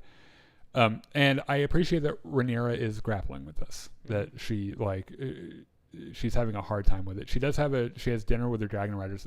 So like, first of all, Jacaerys and Ulf don't get along. Okay. Ulf gets along with Jacaerys just fine. Jacaerys does not get along with Ulf. And he walks in, Ulf's got he's sitting in the queen's seat and he's got his feet up on the fucking table and shit. This isn't the dinner scene, but it's like their first meeting. Yeah. And Ulf is so happy to see Jacaerys. Yeah. And he's like, he tries to grab his hair. My long-lost cousin or whatever the fuck. He's like, look at how fucking black your hair. And he's like, whoosh, stop it. It's like, you do not touch me. Yeah. Because we know Jace's insecurities. Yes. Which is, if everyone has a nuke, why is my nuke special? Pretty much. And he straight up threatens to kill Ulf and feed him to the fucking dogs. And Ulf doesn't care. He's like, you're still really cool. I don't give a fuck. So they have dinner. Ulf is behaving like he's in a King's Landing in his bar with his buddies. Give me more wine, more birds. Yeah, Just which by the way, everything. He was really so. Those are I think pheasants that he was eating. He was really eating them, and in the behind the scenes, they counted like 30 something pheasants that he ate that day. Jesus. Yes, and like Adam was the actor plays Adam was talking about how like he's been in scenes where people eat stuff, and so he knew every time he had to eat. He like cut off like a piece of a raspberry or something and eat something like really small. And the guy who plays Ulf is just down there like chomping down these pheasants like it was his fucking I don't know, maybe it was like maybe he's just really like hungry. method acting or something. Yeah, it keeps calling for more. He's like, get those fucking birds over here and shit. And at one point Rhaenyra's like, excuse me, if you all ride dragons for me, I'll make you knights. But knights have decent table manners. Yeah, and Ulf's like, well, I'll have the decent table manners when you make me a knight. How about that? And Rhaenyra's like, okay, I need you, but I really don't like you.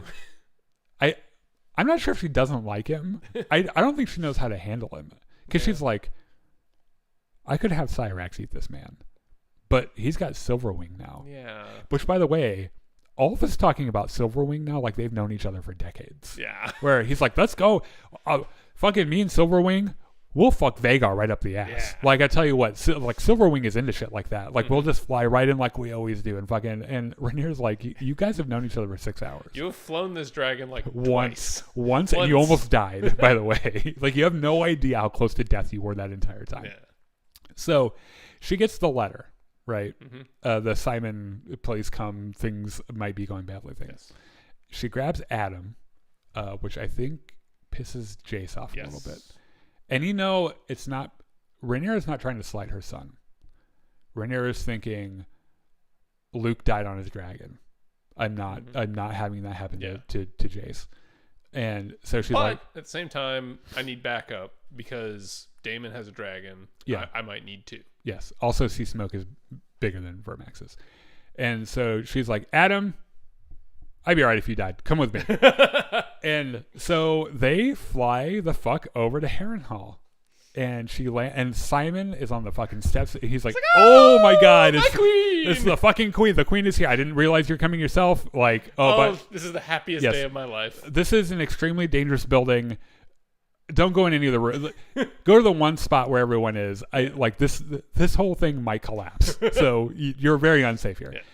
Yeah. And I love how Cyrax, like, she goes into the building and then Cyrax finds a spot to perch and look at everyone's like, all right, who am I eating? And they're all like, well, so when they fly in, by the way, when Rhaenyra and Adam fly in, it's just so funny to see all the normal people. They all freak the fuck out every time. Every time any of the normal people see a dragon in any fucking any context, they're just like, ah! And they just like start running around like their hair's on fire. I mean, for all they know, the dragons are vengeful gods. I get it. I would be the same way. It just cracks me the fuck up every time. They're just like one guy like throws his sword and just like starts running, right? So they're in like the main hall. I think this is where Jaehaerys does his Viserys is going to be the next king thing. I love, by the way, how the sun is like shining right in on Rhaenyra and shit. And Daemon comes from behind, like shoulders his way through the army, because like the army in there at first like half the army's camped out. They're like, is that fucking Rhaenyra? And then Daemon comes up. Yeah, and they're like, oh shit, it's Daemon, and everyone like moves out of the way. And Daemon's like, well, I've got great news. This army serves me. And she's like, that's not great news for me. That's great news for you. Yeah. So who the fuck do you serve? And he starts talking to her in High Valyrian. And at first, it's like, when you're thinking about the situation, best case scenario, Daemon bends the knee and is like, I serve you. Yeah. Doesn't start speaking High Valyrian and like, you know, like he's about to preamble like I'm about to be king thing, but that's not what happens. So he starts speaking to her in High Valyrian, and this is like one of the dialogues I actually wrote down. It said, the world is not what we thought it was. The war is just beginning. and I will not be the last. Oh, well, hold on. That's the wrong movie. Winter is Coming. I saw it. And Damon reveals that he now knows about the Song of Ice and Fire. Mm-hmm. And he bends the knee. And Rhaenyra is just like, well, first of all, good thing that you know, because I've only been able to tell one person, and it's been killing me not to tell everyone. Yeah. And he, by the way, when he bends the knee, Simon in the background is literally like yes, everyone's happy. This is so great. By the way, Broom is in the fucking group of soldiers is starting to look real worried because he's like, oh yeah, I definitely floated treason earlier, so that in Valerian, Rhaenyra says, "Leave me again at your peril," and Daemon says, "I could not. I have tried." And it was at this point where I was like, how the fuck did the writers of this show get me to care so much about this toxic ass relationship? Because in that moment, I'm like, they're perfect. They're both perfect. They've done no fucking wrong. I love both of them. And he draws Dark Sister and does the King in the North thing. Yep. You know, which by the way, historically doesn't end well for the person they're cheering for. They did it for Rob. He died. Yeah. They did it for John. He died. He came back later, but like usually like it isn't, you know, it's a cool thing in the moment, but later on you're like, oh man. So this is that one of those scenes where from beginning to finish, I was like, this is beautifully acted, beautifully written. I love these characters so much. And it's just that moment where you're like, Daemon made the right choice. Yeah. Daemon has always been devoted to Rhaenyra in his weird, fucked up way. Yeah. But he realizes the danger and realizes that it isn't just a danger they have to figure out how to deal with. It is the danger. It is the world-ending fucking apocalypse. Nothing is more dangerous than this. And he's like, I have to play my part, otherwise everyone's fucked, right? And it's like one of the more selfless. We're not used to seeing Daemon do selfless things, but like that vision scared the shit out of him, and it's just like, good for you, man. Scared straight. Yeah. So in the Crownlands, Gwaine, Alicent's brother, sees Kristen like huffing Alicent's boob cloth. Fucking pulls his sword. Yeah. He's like, you fucking son of a bitch. Yeah, he's like, you're on the Kingsguard. That's not allowed. And that's my fucking sister. And Kristen Cole's like, dude, everyone in the Kingsguard fucks. Like, I don't know what to tell you. Yeah, men are terrible. Women are terrible. By the way, we're marching into a nuclear war with swords. Mm-hmm. We're all gonna fucking die. Yeah. You really want to do this here? You know what? Fuck it. Just kill me. I don't care. It's like Kristen Cole has turned into like a nihilist, right? He's just like, what the fuck is any of this? It's amazing what, you know, marching through dragon fire will do to you. Yeah. Like he's still walking around wide-eyed like, what the fuck did I just see? Gwaine is like, that's pretty fucking grim, dude. Yeah. This is also one of the best performances of the like one of the best scenes of the show too. Yeah. Like I know that Kristen Cole's actor has been getting a lot of shit for playing a character beautifully, by the way. Mm-hmm. Like you're mad at him for being a great fucking actor. He like, you still hate him. You still hate the character at the end of the day, but like, wow, what a performance from him. Just a few lines and his like this sense of inevitability that they're all going to fucking die. And he's like, what does any of it mean? Like, who the fuck cares? Like, if this were a different genre, like Kristen Cole would be smoking a cigarette while saying all this. Yeah. And then Gwaine would sit down next to him and light up his own cigarette. Yeah. While they're just like contemplating the pointlessness of everything. So back at Dragonstone, I think this was after the dinner. I can't remember.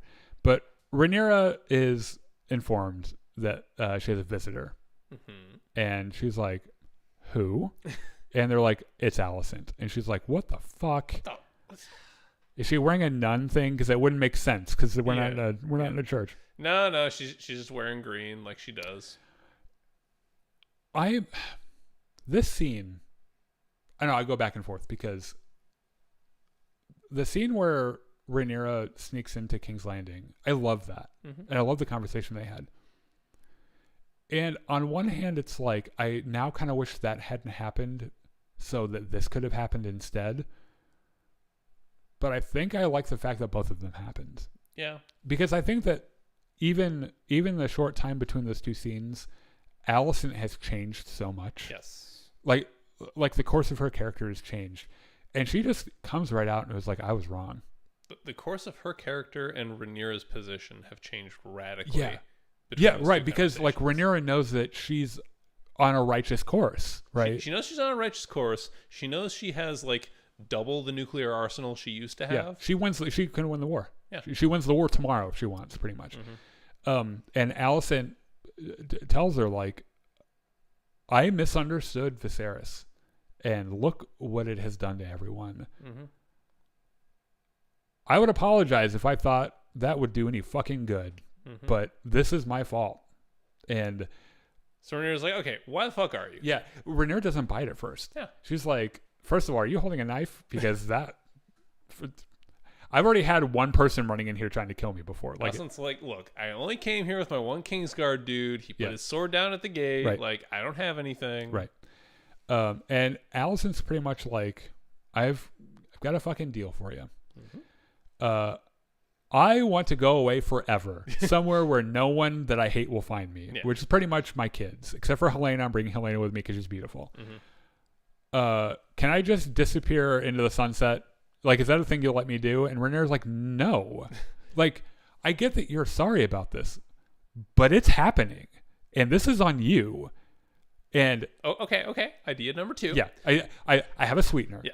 So Aemond is gonna leave on his dragon tomorrow. Why don't you just come on down to King's Landing? We'll throw open the gates. I'll for open you. the gates. You can come on in, sit down on your fancy chair. You'll be the queen. Aegon will bend the knee. And Rhaenyra's like, you fucking idiot. Rhaenyra's like, that's not good enough. That's not how this works. Yeah. Like, I have to kill Aegon to secure my claim. Maybe this would have worked in the days after his coronation, but now, sorry, it's not. Bending the knee isn't good enough. I've got to have his head. I've got to have a son for a son, and which is a line from the books that people assumed that Daemon told Blood when he told them to go and kill Aemond.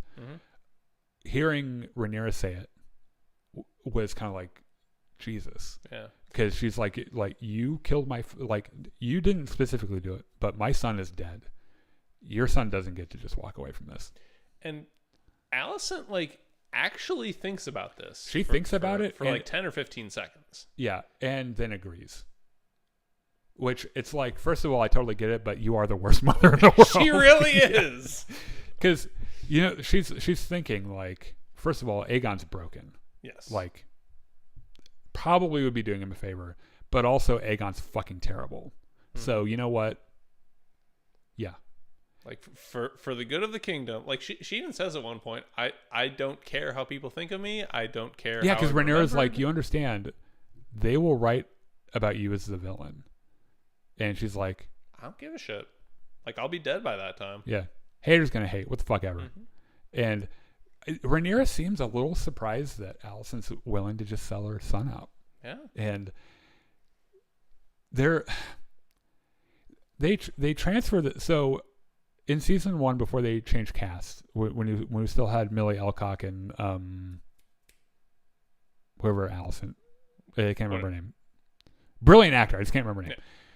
They had everything happened, they had such a tenderness between them. A lot of people assume that they're in love with each other. They just unrequited. That these actors, Emma Darcy and I can't remember her name, play that so well that under all of this, you still sense that. You still sense that they, like, maybe they're not in love with each other, but they still absolutely love each other. It just, so much crazy shit happened to them. And it was all bad on both sides. It was Alicent being married to Viserys as a 15-year-old. It was Rhaenyra being held to this double standard of not being able to explore her sexuality when all the men were allowed to do it, and then just doing it anyway, and then having to, you know, having the whole thing with that, and Allison being turned into a baby factory, and Rhaenyra not wanting to have babies ever, fucking because she, you know, her mom died in childbirth and shit. All this crazy, terrible shit that happened to both of them that honestly neither of them deserved. And like, yeah, Allison's a fucked up person. I don't think it's her fault. It's Otto's fault. Like, the dude's fucking terrible, right? And that's why Allison is the way she is. Like, Otto very deliberately used her to further his own aims. Yeah. And like at the end of the day, Allison is like, come with me. Let's just fucking go away. We can hop on your dragon, fly away wherever we want. And Rhaenyra's like, Kristen Cole already did this. And no, I'm not going to Essos with you to sell oranges. But she doesn't ridicule Allison like she does Kristen Cole. They even have a little moment there where she's like, "Oh, you know, the Queen Dowager has a lover," and Allison's like, "Are we doing this? Like, really? You're gonna come at me because I've bonked your side piece? Are we gonna call each other whores, or are we gonna get to business here?" And yeah, I thought it was really touching that she, like, one of the last things she does is asks Rhaenyra to come with her, and Rhaenyra's like, first of all, there's the whole base thing, which is no, I'm the fucking queen. Yeah, but there's the much deeper layer, which is that she knows about Aegon's song, and Allison doesn't know any of it. Which, by the way, thank God, because imagine being Allison, being through everything that you just been through, and knowing that you made this terrible decision that caused a war, and you put a fucking madman on the throne, and then his fucking brother, his even worse brother, and then finding out that there's a prophecy, and all Rhaenyra's trying to do is hold the fucking world together, and you are the one that's trying to wreck that on accident. Like, imagine experiencing that, being like, oh fuck, well, I'm very sorry. My bad. Had I had known, I probably wouldn't have done this. And so Allison will be allowed to disappear with Helena. Will this actually happen? Probably not. Yeah. But we get a montage of so first of all, hold on. Before we get there, throughout the episode, there are these shots of Rhaena. Oh yeah, just running around, stumbling through the veil. Fucking, her shoes are falling apart. She's starving to death, freezing, sleeping on the ground. Chris, she sees a dragon. She's like, holy shit, a dragon! Come here! Hold on. She goes over this ridge, and it's Sheep Stealer, like, stuffing his face on a fucking sheep. Mm-hmm. And this dragon looks up to her like sheep, mouth full of sheep, and is like, what's up? And Rhaena, who is like starving to death, is like, are you gonna eat all that fucking sheep? Sheep Stealer's like, yeah, probably. And Sheep Stealer's like, I can share. And I think this is how they get together. Yeah. She just stumbles. By the way, Sheep Stealer looks fucking like gnarly. Yeah. I can't remember if, I don't think anyone knows if Sheep Stealer is a boy or girl, but like that, her like wing talons are super, super long, and like it's a big fucking dragon too, and it's just like, you know what? I'm happy for you, Rain. I'm glad this happened for you. So all across Westeros, Raymond Jawadi starts one of his famous fucking needle drops, and you know shit's about to go down when he starts just a lone piano thing. Yeah. That's when things start to go fucking crazy. Different characters are suiting up in their dragon armor. You have a fly trying to harass you. Yeah. Fuck off, fly. Get the fuck out of here. Oh, by the way, I have to tell you this, just because we were just talking about Sheep Stealer. My partner John likes to. We have a bird feeder outside of our kitchen window that he fills up with bird seed every couple of days. Yes. And he's got a little bird watching book, and he likes to try to see like if he can identify different birds and stuff. And there's this like really distinct red finch that eats at this bird feeder a lot. And he's like red and brown and stuff, and he calls him Seed Stealer. Which I think is really funny. So anyway, all these different people. Adam's fucking suiting up. Yeah. Well, the dragon riders are suiting up in their dragon shit. The Hightower army is marching in the Reach, and they have Tessarion, the Blue Queen, and her rider Daron, who is Alicent's other kid that she probably loves. Mm-hmm. Like Helena and Daron turned out pretty well because he didn't have Alicent as a mom. Yeah. And so we don't see him, but that's his dragon. Okay. At the Green Fork, the Stark men are fucking here. They've crossed the twins, and they're all like 80 plus years old. Yeah. But like I wouldn't want to fight any of them because they're so fucking grisly, and like those guys have, each one of them have a body count, and you fucking know it. There's a shot of Otto Hightower in a cage. Oh, hold on, we're gonna get there. Okay. In the Westerlands, the Lannister army is marching toward Harrenhal with their fucking lion cages and shit. Yep. Because those guys are so fucking extra, they're gonna have lions. Yeah. Daemon, obviously now with the Rivermen at Harrenhal, this huge fucking host with Caraxes.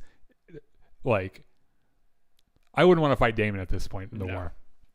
The Narrow Sea, Tyland, and his new girlfriend, them friend, on the deck of a ship, I think going toward Corlys's navy. Yep. They're about to fucking throw down, and he's got a look on his face. Tyland's got a look on his face like, I will never be the same. Essos has changed me. At Driftmark, Corlys and Alan rejoin the Valerian fleet, and which, by the way, that he's not expecting this triarchy thing. Because earlier in the episode, he makes a comment. He's like, it doesn't matter if we're facing the Greyjoys or the Lannisters. We're going to beat both of them. And so he's not expecting what's about to happen. Somewhere unknown, Otto Hightower wakes up in a fucking cell. And everyone's like, well, that's probably why he's not answering letters. That's why we haven't seen him in like 5 episodes. We don't know who's holding him captive. I've seen theories about it being Helena. I don't think it's Larys, because the next shot is Larys and Aegon in a covered fucking wagon going to Essos. Yep. They're just heading out. Yeah. One of the last shots of the show, there are these mirrored shots of Rhaenyra and Alicent looking like it's a shot of Rhaenyra and then a shot of Alicent. They're looking at each other. And then there's a wider shot where Rhaenyra is framed in the scroll storage system, the library, on the bottom little triangle, and Alice. The next shot is Alicent, who is the same size in the frame but is in open country, which is pretty beautiful and poetic. That Rhaenyra is locked in, like this is her thing now, and at least to Alicent, the world's her oyster. Yeah. She can just fucking go. She's getting right? out. Yeah. And that's how the episode ends. And I think everyone is expecting a battle. It didn't happen. And you know what? Fine. Yeah. I've come to peace with it. I was mad about it the night that I saw it. I'm over it. Give me season 3. I have heard they're doing 2 more seasons. That makes sense. That tracks, I think. It'll be 2 years before we see it. I swear to God, David Zaslav, you lay a fucking finger on House of the Dragon. So help me, Mary, Mother of God. I won't finish it. I don't want Facebook to think that I'm like threatening to kill somebody. We'll just let it go then. Yeah. All right. I think that's going to be the end. You weren't threatening to do anything on tour, Dylan. You were threatening to send them to the Backstreet Boys reunion tour. Yeah. Yeah. Oh man, I'm going to jail. You forgot probably. about that gag, didn't you? I did a little bit, yeah. All right, so that's the end of our show. Let me make sure real quick that there aren't any stragglers. Yeah. We have a little bit of time here before you have to leave. I have not had a chance to play Star Wars Bounty Hunter. So we're gonna fire that up for a little bit before you have to leave here. So you can rejoin us here in about 5 minutes or so, and we'll play through that. It's not a multiplayer game. We'll just pass the thing around. So join us for that. It'll be a lot.